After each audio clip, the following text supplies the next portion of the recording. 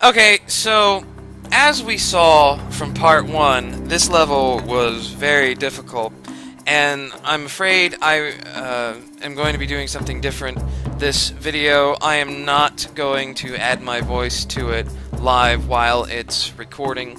I was sick and tired of having to repeat myself over and over, having to do this level so many times, and so what I'll be doing is I'll be watching the video where I do succeed and get the gold medal and put my voice over top of it as a kind of commentary. But the first thing I want to do actually is go over a little bit of the strategy involved with my placement of towers. I did in fact have to fail many more times than I showed. Okay, so before I get started, yes, I am using CamStudio for this. It's free. You can use it too to capture your screen. Don't ask me where to get it. Type in CamStudio in Google, you can find it. Alright, so the reason I'm doing this is to kind of explain the transition of strategy involved for me eventually beating this level that I went through that I will not be showing in a fails collaboration. So, some of you who watched the first part know that I started off with building my Inferno Tower here on this square, and I changed that because my original means of trying to beat this was what I could remember of how I beat it when I actually got the gold medal the first time. Well, I ended up remembering that that was actually based off of some other guy's strategy that I had seen on YouTube. So I wanted this to be my own. And considering the fact that if you do build an Inferno right here, then it can only cover so much with its range, where if you build it here, it kind of curves with the path, and the path is short enough as is. And that actually ended up working out okay. And if you try to build an Inferno up here, it'll be pretty much wasted, because one of the things about Infernos is that they set aliens on fire. It does damage over time, so they're on fire up here with the cores. So they're already at the cores by the time the Inferno's doing anything, so it's best to start them off here and have the fire work with your gun towers that you're placing right up there. Well, it became apparent to me after a while that I needed more firepower, even though I was already having trouble managing the resources and not having enough, if I was able to keep the cores from being taken, to get a gold medal at the end. So I built a laser tower, and I first built it here so that it could cover, obviously, this path and along the cores here. But again, with laser towers, they set things on fire, so it was better to move it closer to the front. Well, where would be better exactly? Here? Well, no, because it only really hits things that are coming in. Ideally, things won't come back this way and get that close to the entrance. So, how about here where I was building the Inferno? No, for the same reason that it kind of goes against the path and has less range, and it seems like a waste of resources. To upgrade a laser, it costs 400, and it costs 200 to build it in the first place. That's a total of 600. That's either 6 gun towers, or you can upgrade 3 already built towers for that many resources. So no, I decided to end up putting it here on this square where I originally had my Inferno Tower. And I moved the Inferno back over to here, which, since it was my idea, I was much more okay with it. And I kept my temporals where they were, and I did upgrade them so that they could have more range.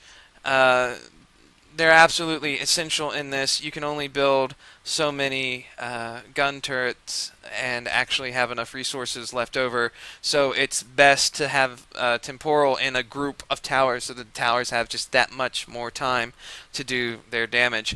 And this is what ended up winning it for me, is these are the main towers. Obviously there's a lot more gun turrets involved, so let's get to the video. Alright, I start off here letting you see what he has to say, so I'll be quiet. The administration complex.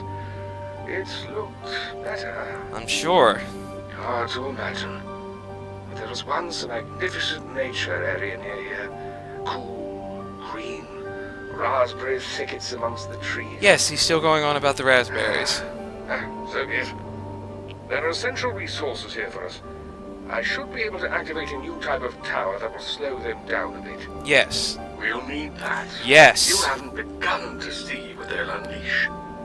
Alrighty, unfortunately I did not win at that point, so let's go to the one where I do actually win right now. And yeah, so I just go ahead and build over top of him, and I'll talk over top of him because we know what he says now. I just wanted to include that. Alright, first thing I do is I have some spread damage there. Cover the curve with a couple of towers, and then I have one right there that will cover the path and when they're up there with the orbs. And as you can see, that one right there was supposed to actually die. There are only supposed to be 2 survivors. So sometimes things just don't work out in your favor. Alright, so that's me building the Inferno Tower in the new place, or rather the original. And I was a little bit wrong in my original strategies, thinking that it was important to make sure that they couldn't carry the orbs or the cores too far. I didn't want them to get to the cores at all.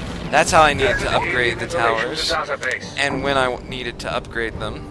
So yeah, went ahead and built that laser tower already. Yes, already. It's a lot of resources spent early, but it gets the job done, trust me.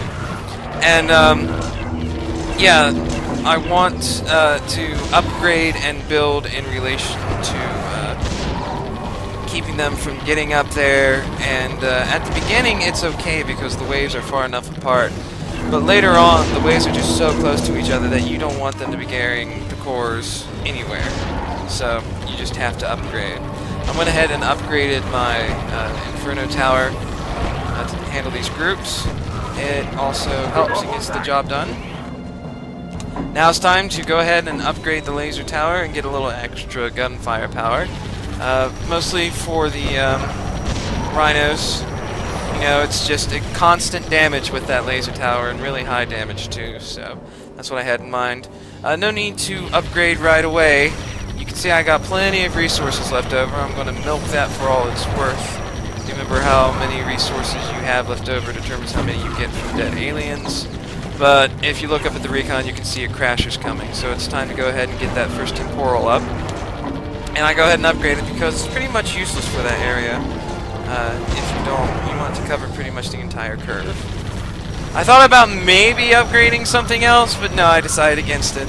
I tried my best to keep it over 1,000, or at least as close to 1,000 as possible, resources for when the crasher dies. But you'll notice an interesting thing. While he's walking around, there's a whole bunch of waves that come in to join him, so I end up getting plenty of resources from them to continue to upgrade.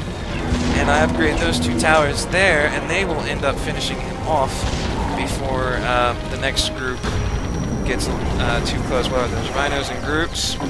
So yeah, I'm starting to compensate for the large number of groups now by building lots of gun turrets so that they can focus on however many aliens are there. And with a group, there's plenty. I'm keeping a steady upgrade. They still have too much health, so I upgrade those 2 towers to take care of them while they're up there with the cores, which works. And then again, these guys are getting too far, so I build a temporal to slow them down so that the turrets I already have more time to shoot at them. And I go ahead and upgrade the ones up there that aren't upgraded as of yet. Now is not a good time to upgrade the temporal, but now is. And I wanted to make sure that those rhinos were slowed. And this is all I need. I do something kind of interesting later, but yeah, the laser's providing enough to get rid of those racers, and all those upgraded gun turrets are taking out the groups. I've got a really good amount of resources here, and luckily only one crasher picks up an orb and turns around, and the other one stays behind to get shot a little bit. So everybody focuses on the groups get taken out. And then I'm worried about this crasher getting away, but with the help of the laser, I'm sure. You have no idea how often that one always got away. But here's where I do something interesting. I sell the towers that aren't going to help against the crasher. So I have that many resources left over, Didn't think they were coming and back yet. so I get more for killing him. That was as good as it And got. I end up with many, many resources left over, and there's the gold medal right there after all those tries. So, yes, that's how I did it. And I go on to show here how much you needed. 55,500. I ended up having 55,912. So, good for me.